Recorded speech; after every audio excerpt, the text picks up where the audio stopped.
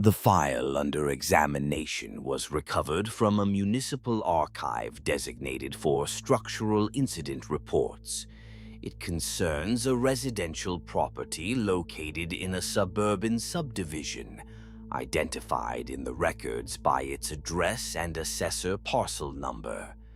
The house had been condemned and subsequently demolished, following a period of ongoing municipal investigation prompted by the discovery of an unusual spatial anomaly. The property records, construction permits, and inspection reports were originally filed under standard residential maintenance and zoning categories, but were later flagged and reclassified under a special designation of structural irregularity, non-compliant spatial discrepancy. Notably, portions of the documentation were misfiled or duplicated, likely due to the anomaly itself confounding routine archival protocols. The documentation spans several distinct sources, each contributing fragmented insights that collectively resist a coherent narrative. These include handwritten homeowner logs, recording renovation activities and measurements, digital photographic evidence captured during interior wall removal, transcripts from responding police body cameras, municipal building inspector reports, detailed electrical diagnostic records, official property surveys, and demolition crew reports. A final internal memorandum, partially redacted and sealed, addresses irregularities observed during demolition and references prior cases archived within Vault 13 concerning similar spatial displacement phenomena. The core anomaly centers on a finished interior room discovered behind what should have been an exterior load-bearing wall. This wall corresponded precisely to the known structure footprint. No external expansion, breach, or added construction was noted on official permits or survey maps. The exterior dimensions of the house, as verified by surveyors and property assessors, remained consistent throughout the documented timeline, while interior measurements and spatial configurations diverged in conflicting ways. The room existed physically where the side yard should have been, occupying external space without altering the house's external envelope. The initial discovery emerged from the homeowner's attempt to remove drywall on a side wall, intending to access the exterior brick facade. Instead, a hollow space was encountered, revealing a fully finished room with walls, flooring, electrical fixtures, and furnishings. Subsequent municipal inspections assumed a concealed or illegal addition, yet no evidence of structural modification was found in the foundation or load-bearing elements. The discrepancy raised questions of measurement accuracy and architectural anomaly. Further complication arose over time as the interior space exhibited dynamic behavior. The room's dimensions appeared to fluctuate in successive measurements, increasing incrementally while exterior dimensions remained fixed. Objects previously removed from the main living areas inexplicably reappeared within this hidden space. Electrical diagnostics confirmed that the room's lighting and outlets functioned independently of the house's main power systems, showing separate circuits not documented in original wiring schematics. Attempts to reconcile these observations consistently yielded contradictions. Photographic evidence conflicted with inspector notes, and structural diagrams failed to integrate the hidden space logically. Incident reports included involvement from local law enforcement, responding to disturbance calls related to the property. Body camera footage documented attempts to locate the homeowner and investigate purported noises emanating from the room. Upon arrival, officers noted no visible breach of the exterior wall and found the property vacant. The homeowner's whereabouts became unknown, feeding into the growing irregularity of the case. Despite extensive investigation, no physical evidence of structural modification or hidden passage was detected during demolition. Demolition crews reported no cavity or void behind the exterior wall once the house was dismantled. The foundation showed no anomalies, and the brick exterior remained intact and continuous.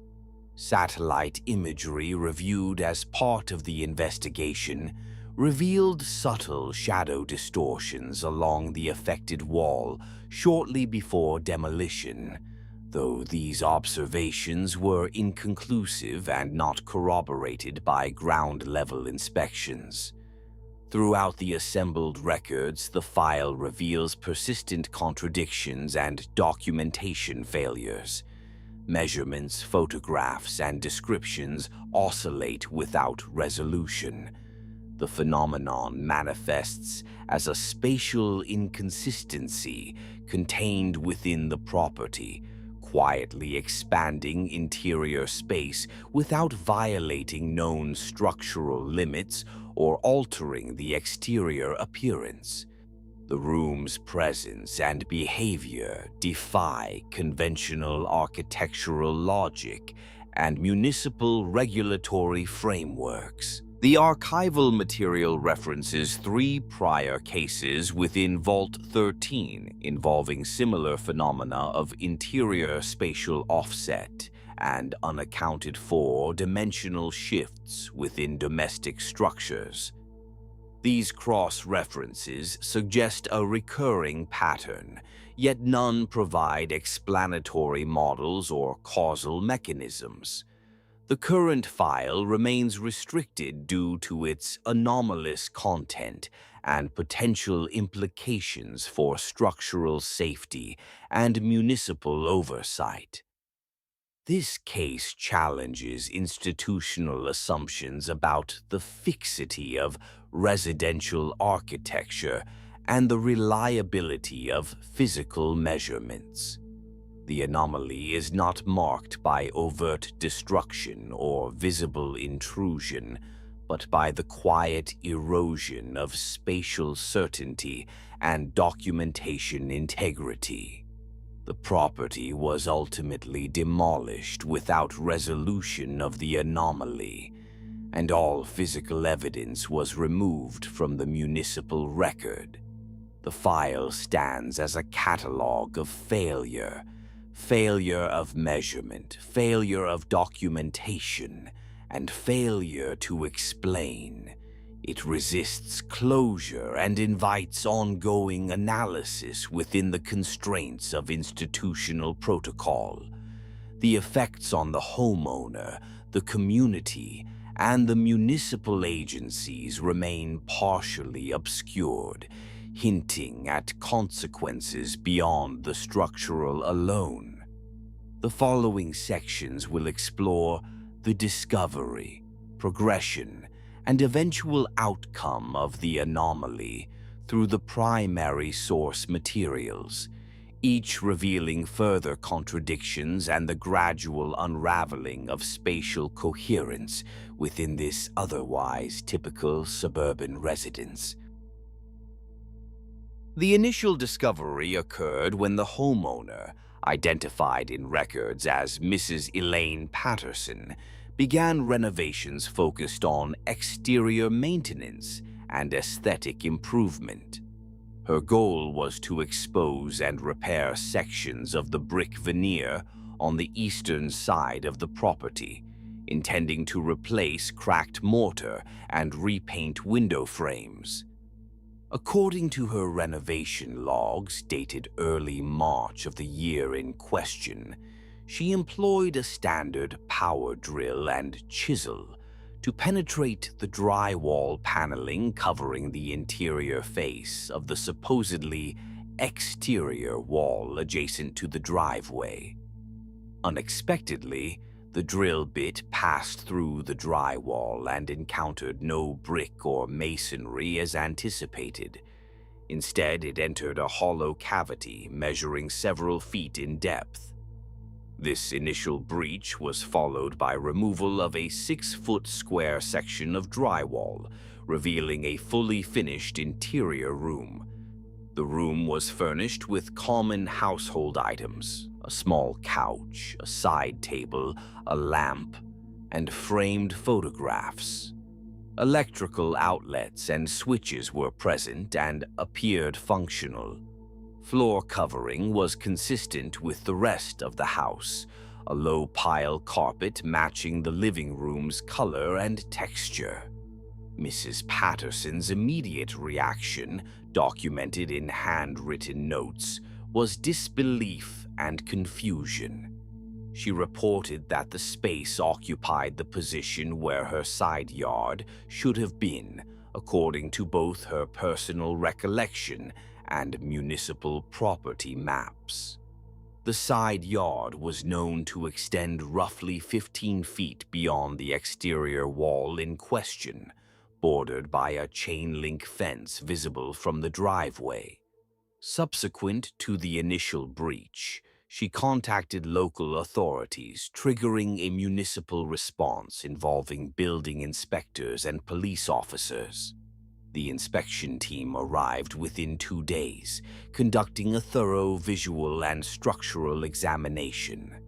Their initial assumption was a concealed or illegal addition, possibly commissioned by a previous owner or contractor without permits. This hypothesis was supported by the presence of finished walls and functioning electrical installations, suggesting at least semi-permanent integration. However, multiple measurements taken during the inspection complicated this theory. Exterior measurements of the home's footprint, verified by both the building inspectors and an independent land surveyor contracted by the municipality, remained consistent with historical records dating back 2 decades. There was no indication of any extension or alteration to the house's external dimensions. The brick foundation and facade showed no evidence of recent modification or breach, either in material or structural integrity. Interior measurements initially aligned with the known floor plan, aside from the newly accessed room. The room's dimensions measured approximately 10 feet by 12 feet, corresponding roughly to the space that would have been occupied by the side yard. Yet, property survey maps and municipal records continued to denote that location as outdoor space, explicitly unbuilt and unenclosed. The apparent contradiction, an interior room where open yard should exist, prompted further investigation. Photographic evidence collected by the inspection team documented the newly revealed space. Images show the room lit by a ceiling fixture, the furniture arranged in a manner suggesting recent use, and walls painted to match the home's interior color scheme.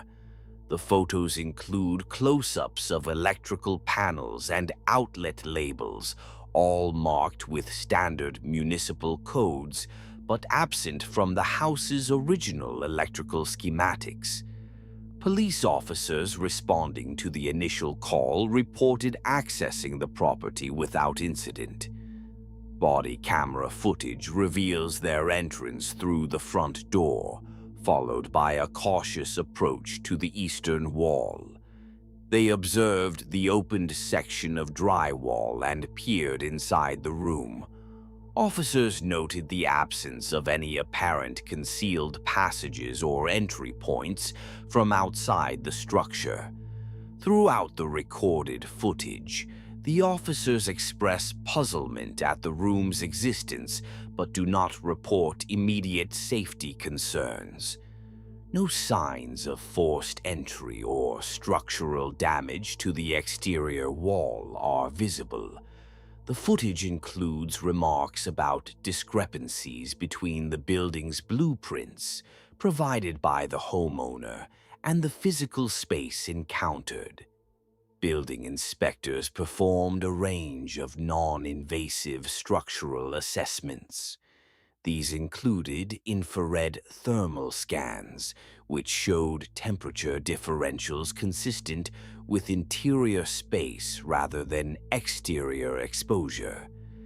Electrical system diagnostics confirmed power supply to the room's fixtures, yet the circuits did not register on the house's main panel, a fact noted as anomalous in their report. Inspector notes indicate that attempts to trace wiring conduits behind the walls proved inconclusive. No access points or junction boxes corresponding to the room's electrical systems were found in the documented building plans or during physical examination of attic and crawl spaces. Meanwhile, the homeowner's renovation logs detail her efforts to measure and catalog the room's features. She recorded dimensions of walls, ceiling height, and floor area, comparing these with municipal property lines and neighboring structures.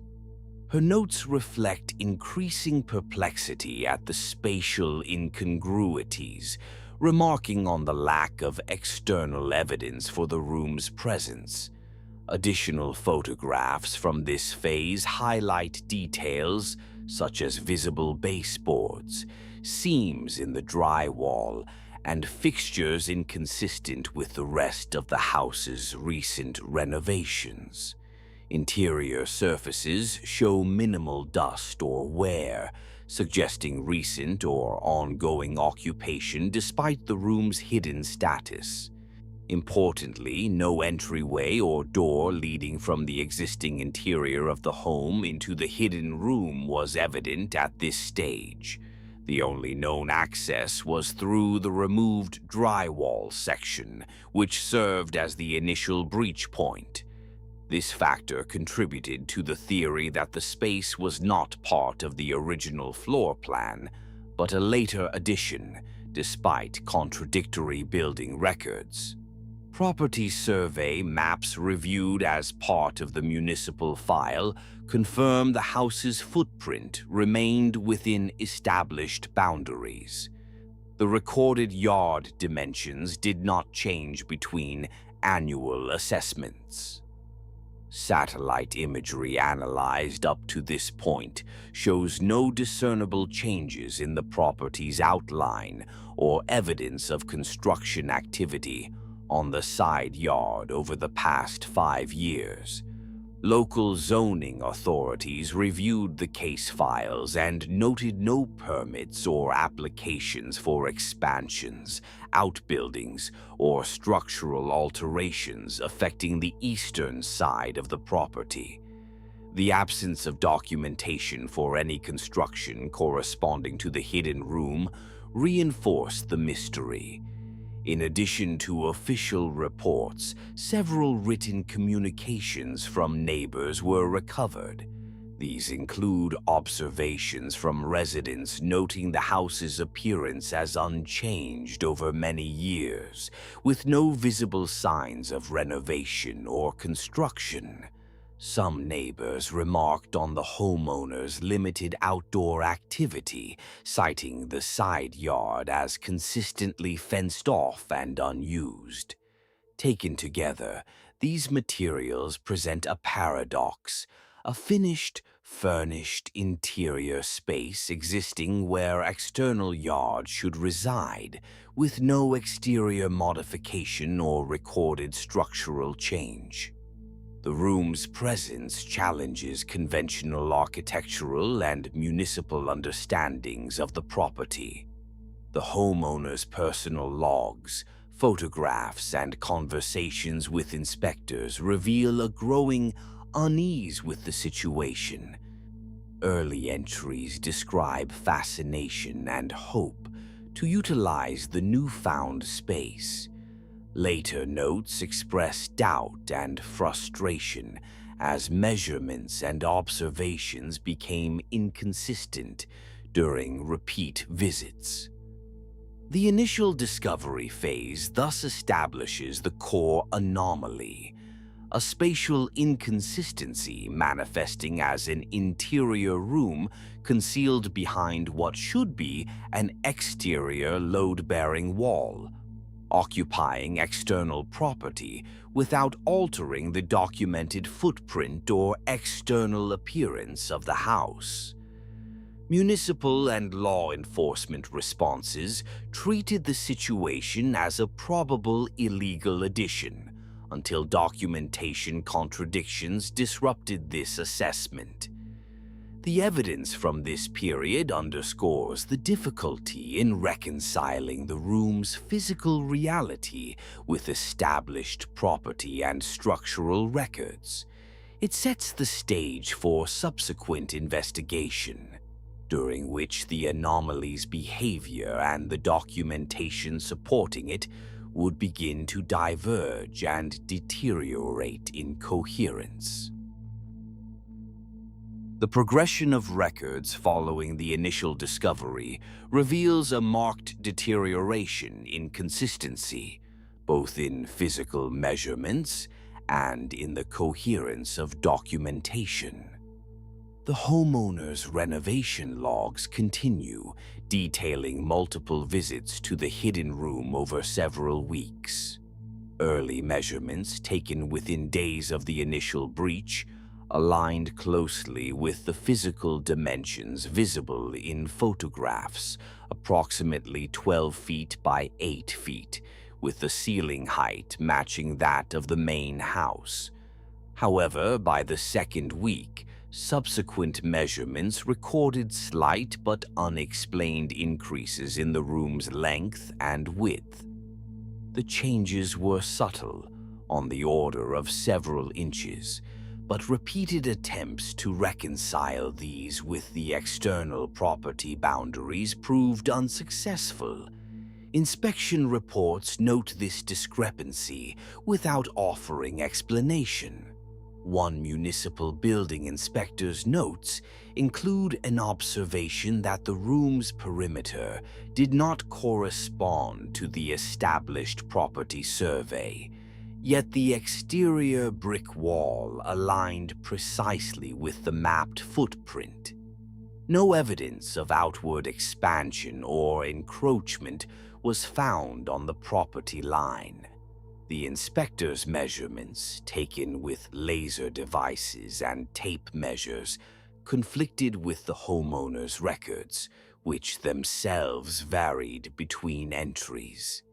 Interior photographs reveal visible differences in wall angles and features between sessions, although the reported external dimensions of the house remained constant.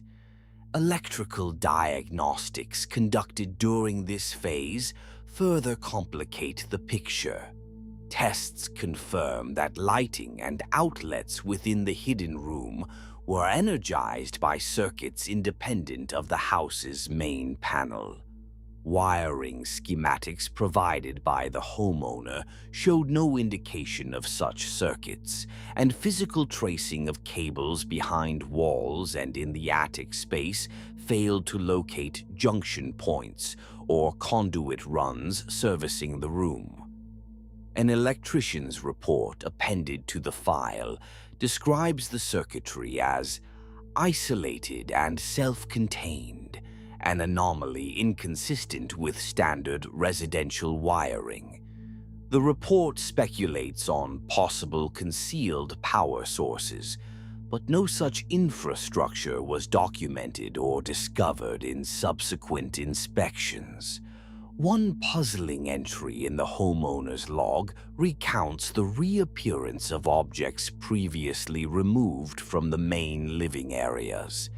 Items such as a small side table and a decorative lamp, noted as moved to storage weeks prior, were found within the hidden room during a visit. Photographs corroborate this claim, depicting these furnishings in the room's corners. No explanation is recorded for their unexpected relocation. The homeowner's notes suggest a growing concern about the room's behavior, with entries referencing shifting space and appearance of objects without entry.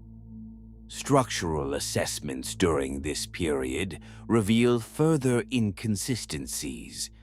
Attempts to produce accurate blueprints or internal diagrams integrating the hidden room with the rest of the house met with failure. Drafts submitted by the homeowner and reviewed by municipal architects show conflicting wall alignments and dimension ratios. Some drawings depict the room as an appendage extending beyond the exterior wall. Others show it enclosed entirely within the existing footprint. None match photographic evidence conclusively. The building inspector's reports express frustration at these contradictions and recommend further study.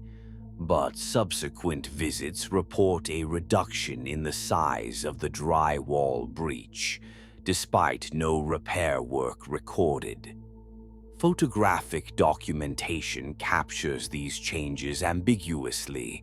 Some images show the drywall opening, narrowing, or shifting in location, while others depict the room's interior surfaces altering subtly.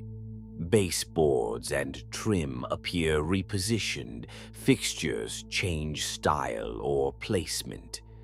These visual discrepancies lack corresponding entries in renovation logs or inspector notes, suggesting either rapid, undocumented modifications or a failure of record keeping. The municipal file also contains transcripts from follow-up visits by law enforcement responding to noise complaints originating from the property. Officers report hearing indistinct sounds, low murmurs, or footsteps emanating from the side wall area, but found no accessible entry besides the initial drywall opening, which appeared sealed or diminished in size. Body camera footage shows officers examining the external wall, noting no visible breaches or signs of forced entry. Their reports indicate an absence of any external access points or structural anomalies at the surface level. At one point, a local utility technician's report is included, documenting attempts to isolate power sources linked to the hidden room's circuits. The technician employed ground fault and voltage isolation tests, confirming power flow independent from the house's main feed. Attempts to disconnect circuits resulted in temporary loss of power within the room, but restoration occurred spontaneously without apparent cause. The technician's notes express uncertainty, marking the situation as unusual and not consistent with standard utility infrastructure. Neighbor statements gathered during this time reiterate earlier observations of no visible exterior changes or construction. Several neighbors describe hearing intermittent noises from the property's eastern side, but report no direct visual evidence of anomalies. A few mention the homeowner's increasing secrecy and reduced outdoor presence as the investigation proceeded. The homeowner's logs reveal growing psychological distress, shifting from curiosity to apprehension. Entries document attempts to document the room's dimension, changes meticulously, but also note difficulty maintaining consistent records. The logs include speculative remarks about the room breathing or growing within, though these are brief and framed tentatively. No formal psychological assessments are included, but some reports reference concerns expressed by municipal inspectors about the homeowner's well-being. Additional survey data from municipal engineers attempted to map the property using ground-penetrating radar and thermal imaging to detect voids or structural anomalies behind the exterior wall. These scans yielded inconclusive results. Thermal imaging detected temperature gradients consistent with interior space, but did not reveal expected structural cavities. Ground-penetrating radar showed readings inconsistent with known foundation layouts, yet no definitive voids or alterations were identified. These findings were appended to the file with cautionary notes on their inconclusiveness. Demolition plans reviewed during this phase reflect uncertainty about the hidden room's status. Contractors expressed reservations about removing the eastern wall due to unverified internal structures. Plans included provisions for careful deconstruction, though no specific engineering advice on the anomaly was recorded. Throughout this stage, a pattern emerges of increasing inconsistency and deterioration in the integrity of measurements and documentation. The hidden room behaves contrary to expectations. It grows in measured size without affecting the exterior. Objects relocate unpredictably. Electrical systems operate anomalously. Recorded observations conflict increasingly. No physical alterations to the structure's envelope or foundation are detected despite these internal changes. The cumulative records suggest a failure of spatial fixity within the property, manifesting as a silent, shifting interior expansion. Institutional responses, building inspections, law enforcement, utility services, fail to reconcile these phenomena within standard frameworks.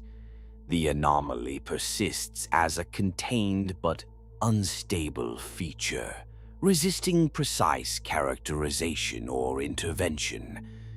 The thread of documentation unravels as this phase closes, setting the stage for further complications in subsequent investigations. The final documented phase, recorded in the municipal incident file as the revelation stage, chronicles a marked escalation in the spatial anomaly's behavior and the subsequent unraveling of coherent observation. By this time, the hidden room had advanced beyond mere dimensional inconsistencies to manifest phenomena that confounded structural logic and institutional response alike. Initial signs of expansion reported by the homeowner's logs intensified. Measurements taken over successive days revealed an increase in the hidden room's length and height, with recorded dimensions surpassing previous entries by as much as 15%. Notably, these alterations occurred without any external modification to the building envelope.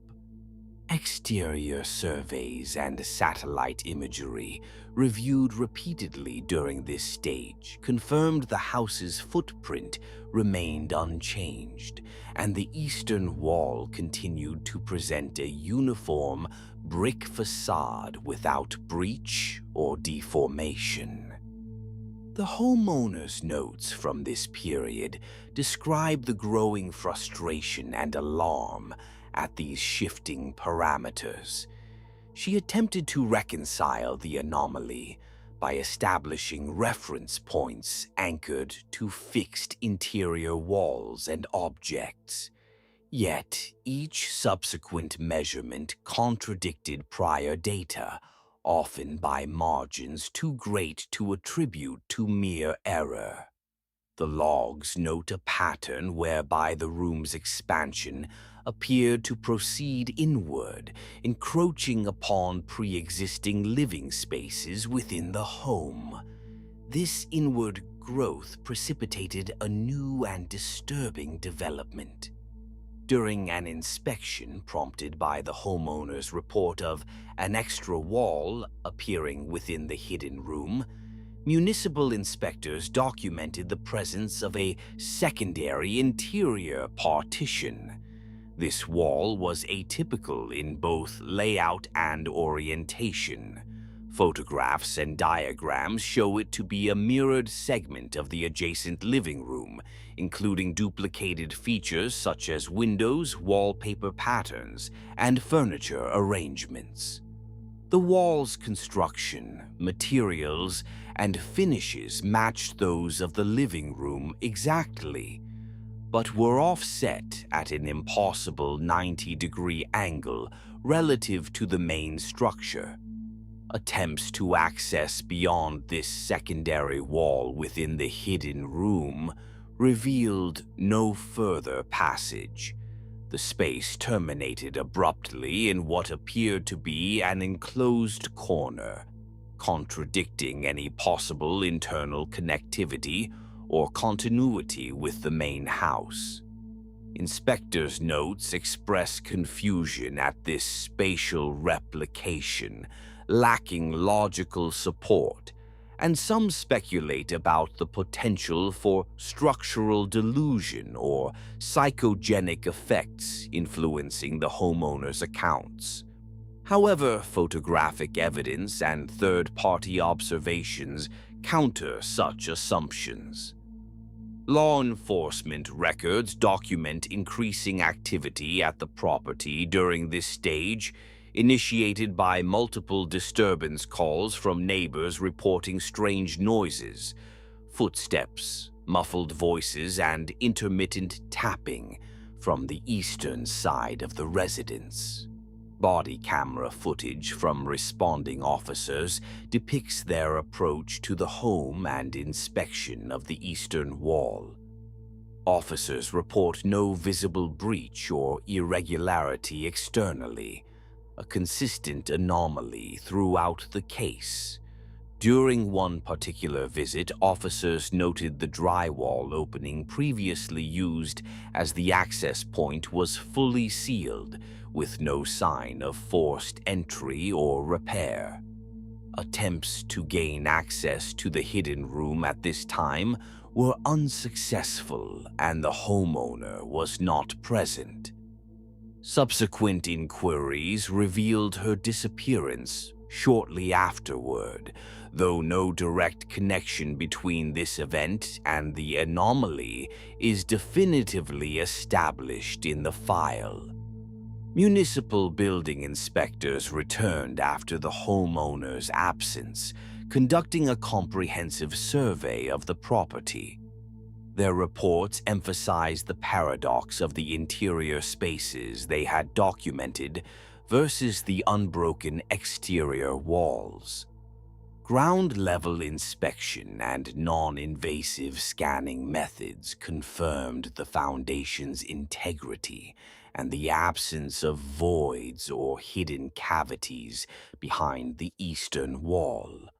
Structural diagrams appended to this report feature annotations highlighting the contradiction between the interior layouts and physical constraints.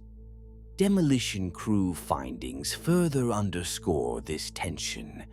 When demolition commenced, workers noted a solid brick foundation extending uniformly beneath the eastern wall, with no evidence of hollow space or concealed rooms. The exterior wall removed for deconstruction displayed no anomalies, and the bricks and mortar exhibited no indication of recent disturbance or patchwork. Interior walls corresponding to the hidden room's location were dismantled without uncovering the replicated living room segment or any unusual partitions. A final memorandum from the demolition supervisor, included in the file under partial seal, remarks on the absence of physical corroboration for the hidden room despite extensive prior documentation. The note suggests that the anomaly was effectively erased by the demolition process, or that prior observations may have been influenced by factors not fully understood or recorded.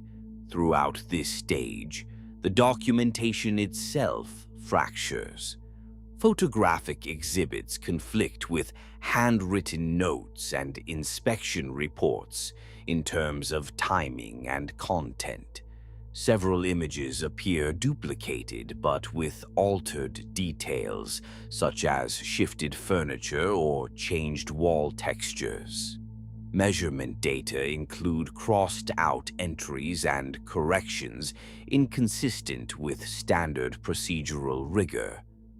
Some inspector annotations hint at skepticism regarding the reliability of the homeowner's accounts, while others express bewilderment at the phenomena observed firsthand.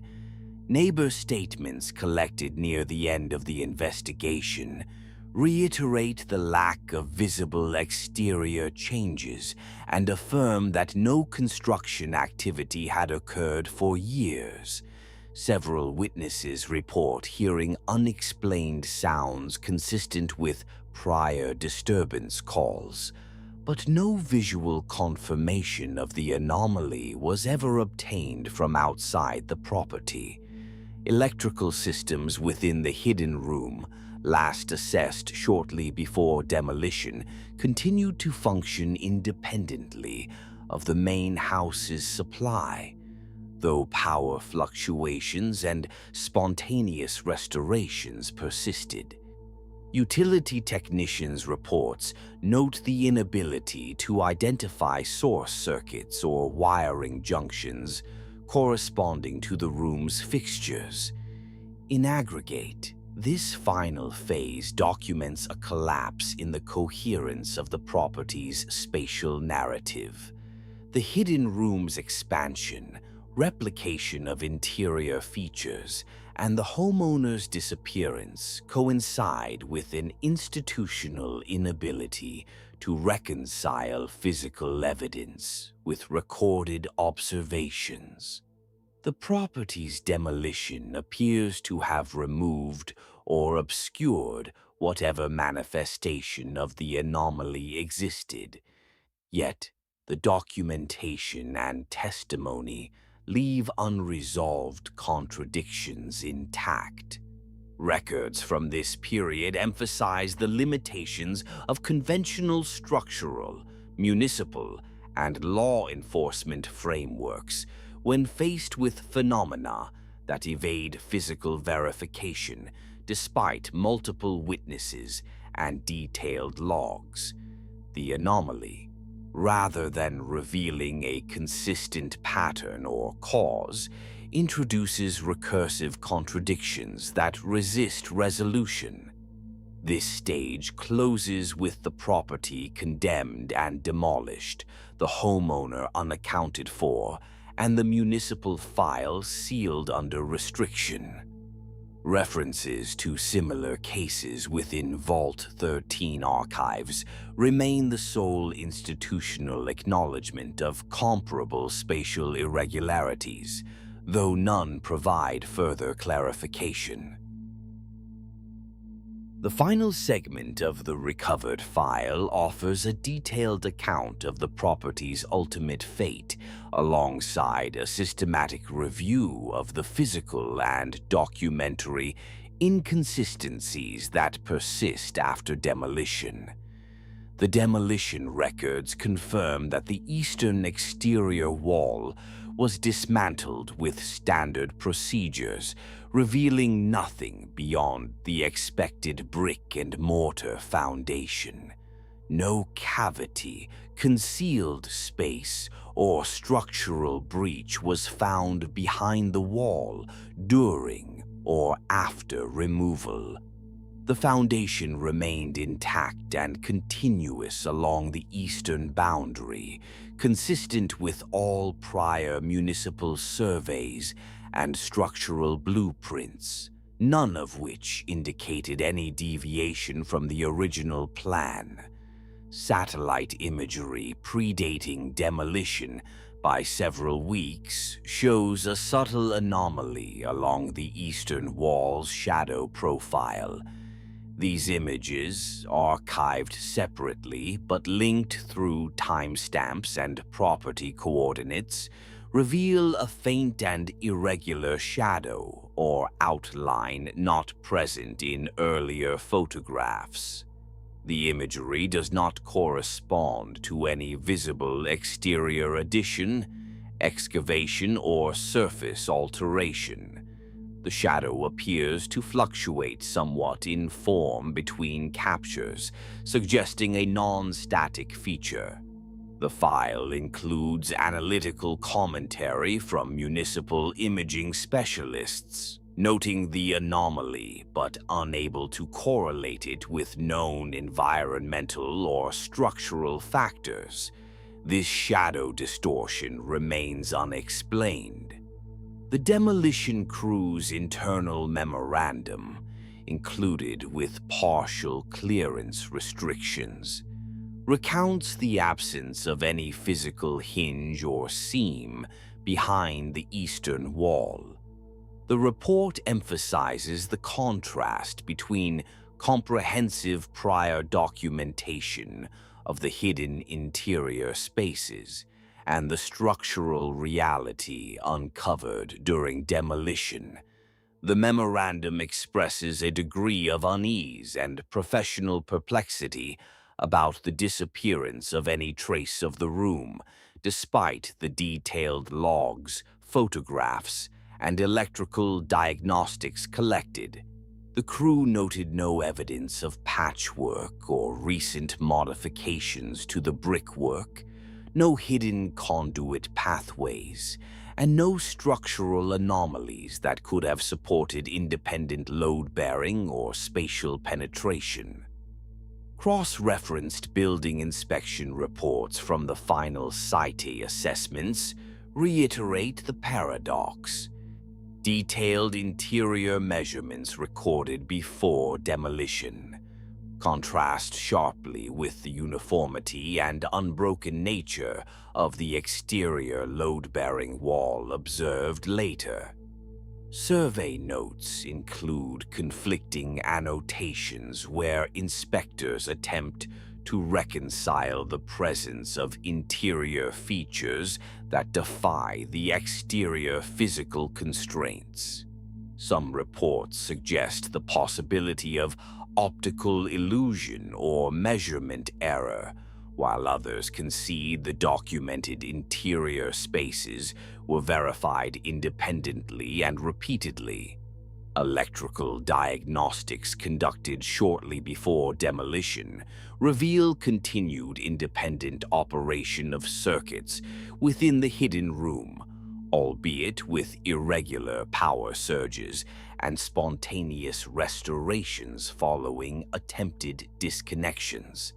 The technician reports note a failure to locate corresponding wiring on the main panel or within accessible conduits.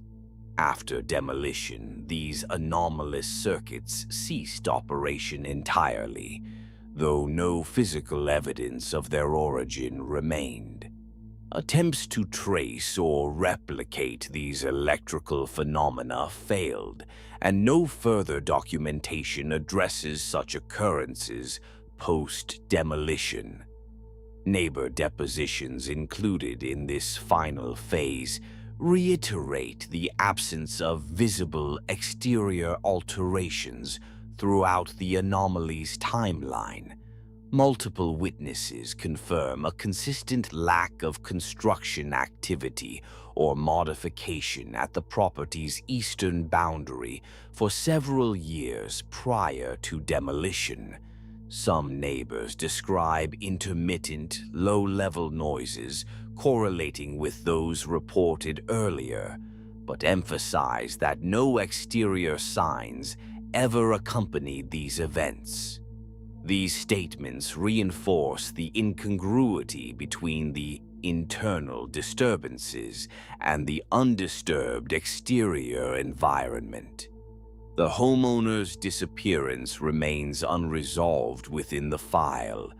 No records document her whereabouts following her last known interactions with law enforcement and municipal inspectors. Attempts to locate her through municipal and regional databases yielded no conclusive results. Correspondence between municipal officials in the file occasionally references concerns for her well-being, but stops short of definitive conclusions or formal missing person investigations. The ambiguity surrounding her absence contributes to the broader unresolved nature of the case. Throughout the final documentation, there is a marked deterioration in procedural coherence. Photographic evidence, inspection logs, and renovation notes increasingly conflict in terms of timestamps, spatial measurements, and recorded observations. Some photographs appear altered subtly between versions, with changes in furniture placement, wall textures, or lighting that are incongruent with other contemporaneous records. Measurement entries include corrections and annotations that suggest attempts to reconcile contradictory data rather than confirm objective findings. The institutional response culminates in sealing the file under a restricted status, with cross-references to prior Vault 13 cases involving spatial and structural anomalies in residential settings. While these references acknowledge a historical pattern of similar incidents, none provide further insight or resolution for the phenomena observed here. The matter is classified to prevent dissemination among standard municipal databases, reflecting a precautionary stance toward the anomaly's apparent resistance to conventional understanding. In aggregate, the final phase of this investigation documents a persistent failure of conventional frameworks, municipal, structural, legal, and investigative, to account for or contain the anomaly. The property's demolition removed all physical evidence of the hidden room, yet the extensive prior documentation and witness accounts remain internally inconsistent and unresolved. The architectural footprint, as verified post-demolition, conforms strictly to original planning and construction with no allowance for the spatial displacement recorded in earlier reports. The anomaly's quiet erasure through demolition contrasts with the complexity and depth of its prior manifestations. Rather than a violent or overt disruption, the phenomenon exhibits a subtle instability in spatial identity, one that resists physical capture and leaves only fractured documentation and unanswered questions in its wake. The loss of the homeowner's presence further compounds the uncertainty, leaving a human element suspended amid the structural contradictions. This file, therefore, stands as a cautious record of a municipal structural irregularity that defies established methods of measurement, inspection, and verification. It intersects with broader patterns archived within Vault 13, but remains singular in its particular blend of spatial shift and administrative opacity. The absence of conclusive physical evidence after demolition underscores both the limits of institutional inquiry in this domain and the persistent enigma at the heart of the anomaly. The final archival note appended to the file underscores the tentative nature of any conclusions drawn from these materials. It emphasizes that the anomaly was contained through demolition and restriction of information, rather than through resolution or explanation. The property's spatial identity ultimately reasserted itself in conformity with external architectural standards, but the internal contradictions and the owner's disappearance remain unaccounted for. This case, catalogued under structural irregularity, non-compliant spatial discrepancy, thus closes without definitive answers. It reflects an intersection of domestic stability and spatial uncertainty that challenges the assumptions underlying municipal governance and architectural integrity. The file remains accessible only to authorized personnel with clearance pertaining to Vault 13 protocols, preserving a record of unresolved spatial instability within a familiar suburban setting. This concludes the recovered file. May future listeners take caution in its implications. The Archivist, Vault 13.